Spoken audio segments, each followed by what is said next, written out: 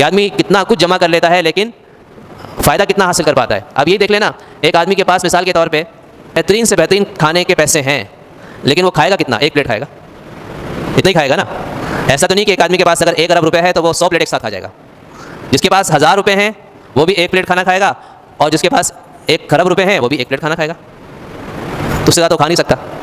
जिसके पास 1000 रुपये हैं उसको भी सोने के लिए 6 फुट की जगह चाहिए, एक बेड चाहिए, और जिसके पास 10 अरब रुपये हैं वो भी उसी जगह, इतनी जगह पे सोएगा। उससे बड़ी जगह पे तो नहीं सोएगा ना, उसकी जगह तो उसको उतनी ज़रूरत है।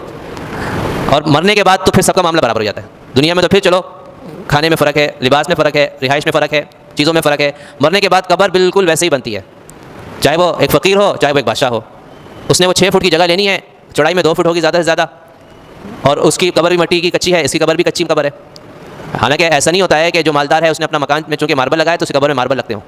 तो इतनी अकल तो इंसान में भी है कि मरने के बाद कब्र के अंदर अगर मार्बल भी लगाए जाएँ तो मरने वाले को फ़ायदा कुछ नहीं है। इसी वजह से जितने भी हमारे बादशाह हुक्मरान गुजरे, किसी की कब्र के अंदर मार्बल नहीं लगाए गए, या किसी की कब्र के अंदर कोई नरम बिस्तर नहीं बिछाया गया, या किसी भी कब्र के अंदर AC नहीं लगाया गया। क्योंकि इतनी अगर हर इंसान को है कि वहाँ पर इन चीज़ों का फ़ायदा नहीं, कि मरने के बाद इन चीज़ों से फ़ायदा कोई उठा नहीं सकता है। ये सारी फ़ायदे की चीज़ें इंसान की ज़िंदगी में काम आती हैं, मरने के बाद कोई चीज़ काम नहीं आती है, यानी उससे कोई फ़ायदा नहीं होता है। तो बहुत से लोग जो कब्र के ऊपर मार्बल लगा लेते हैं तो उससे कब्र वाले को कोई फ़ायदा नहीं है। अब वो इस वजह से शायद लगाते हैं कि देखने में अच्छा लगे, लेकिन उससे जो अंदर बड़ा बंदा उसको तो कोई फ़ायदा नहीं हो रहा ना, उससे उसको राहत कोई नहीं पहुँच रही है।